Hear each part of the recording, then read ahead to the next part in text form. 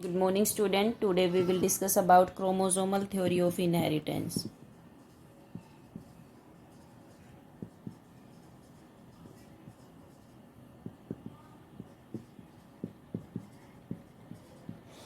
Okay तो Mendel का जो काम था, हमने पता है लॉ ऑफ इनहेरिटेंस मेंडल ने दिए हैं। तो मेंडल का जो वर्क था वो 1865 का वर्क था। मेंडल ने कब काम किया था? 1865 में इनहेरिटेंस के ऊपर।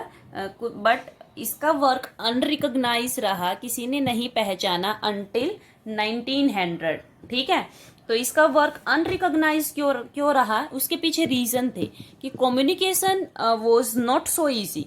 उस टाइम पे कम्युनिकेशन जो आज पॉसिबल है वो इतना इजी नहीं था कम्युनिकेशन। सेकंड, इसने जो जीन की बात की कि जीन स्टेबली पास होते हैं बिना चेंज हुए। इसने एलील की बात की, एलील में ब्लेंडिंग नहीं होती है। तो इस सब पे किसी ने ट्रस्ट नहीं किया, किसी ने एक्सेप्ट नहीं किया इस अप्रोच को। थर्ड, इसने फर्स्ट टाइम मैथमेटिक्स यूज किया था, स्टैटिक्स इसने यूज किया to explain the biological phenomena, and that was very new कि कभी भी इससे पहले मैथ यूज नहीं हुआ था बायोलॉजी के प्रॉब्लम सोल्व करने के लिए। और इसने सबसे पहले क्या किया था, उस टाइम पे सबसे फर्स्ट टाइम मैथ को यूज किया। इसके अलावा ये इसने जो एलील जीन को इसने क्या कहा था? फैक्टर। उनका कोई फिजिकल प्रूफ नहीं दे पाया था, इसीलिए मेंडल का काम क्या रहा था? अनरिकॉग्नाइज। बट 1900 में क्या हुआ? 3 साइंटिस्ट थे। कौन कौन से थे? एक तो de Vries, and second is the Correns, and third is the Tschermak. इन्होंने इंडिपेंडेंटली अलग अलग मेंडल के काम को क्या किया था? रीडिस्कवर मेंडल्स वर्क, मेंडल के काम को किया। और उस टाइम तक बहुत एडवांस टेक्नोलॉजी आ गई थी। माइक्रोस्कोपी में सेल डिवीजन इजीली मतलब विजिबल था। और सेल डिवीजन से पहले जो न्यूक्लियस में जो डीएनए डबल होता है वो सब भी इजीली हम देख सकते थे। इसका मतलब क्रोमोसोम क्या होते हैं? कलर्ड बॉडी, स्टेन से हमें दिखाई देते हैं। तो 1902 में, कब? 1902 में क्रोमोसोमल की जो मूवमेंट होती है ड्यूरिंग मियोसिस के टाइम पे भी होती है, माइटोसिस के टाइम पे भी होती है। मियोसिस रिडक्शनल डिवीजन होता है, माइटोसिस इक्वेशनल डिवीजन। तो 1902 में 2 साइंटिस्ट थे, सूटन एंड बोवरी। कंप्लीट नाम है Walter Sutton, and second is the Theodor Boveri. इन्होंने क्या किया? क्रोमोसोमल का बिहेवियर देखा। इन्होंने देखा कि जो क्रोमोसोम है उनका जो बिहेवियर है, that behaviour is parallel to the gene behaviour, कि जीन और क्रोमोसोम का बिहेवियर क्या है? पैरेलल है। ये इन्होंने नोटिस किया और इन्होंने क्रोमोसोमल मूवमेंट को क्या किया? स्टडी किया मेंडल के लॉ को एक्सप्लेन करने के लिए। कि मेंडल के लॉ को एक्सप्लेन करने के लिए इन्होंने क्रोमोसोम को क्या किया? यूज किया।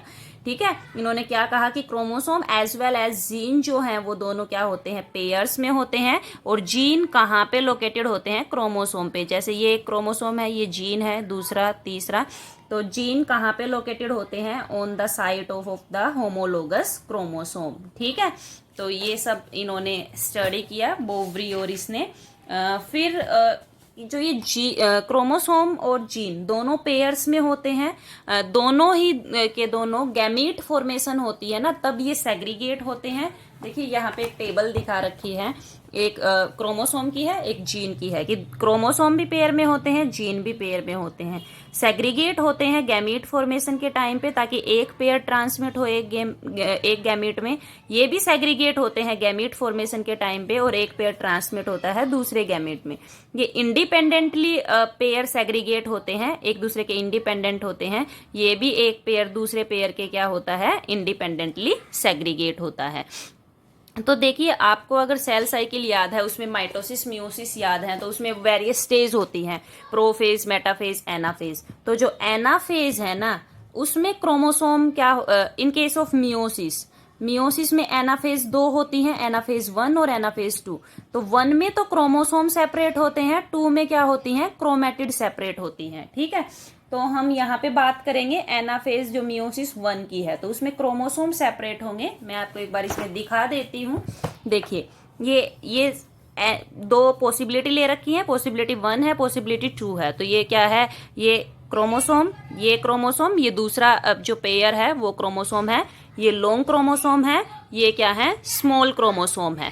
ठीक है, तो ये दूसरा पॉसिबिलिटी में क्या है, ये लॉन्ग क्रोमोसोम है, ये स्मॉल क्रोमोसोम है। ठीक है, ये अलाइन कर रखे हैं, फिर यहाँ पे ये लॉन्ग वाले सेपरेट हो जाते हैं, स्मॉल वाले सेपरेट हो जाते हैं मियोसिस 2 में।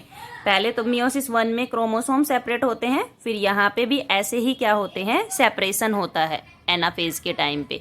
समझ गए आप ये क्या सेपरेट हो रही हैं, जो पहले तो क्रोमोसोम मियोसिस 1 में तो क्रोमोसोम और मियोसिस 2 में क्या सेपरेट होती हैं, क्रोमेटिड सेपरेट होती हैं।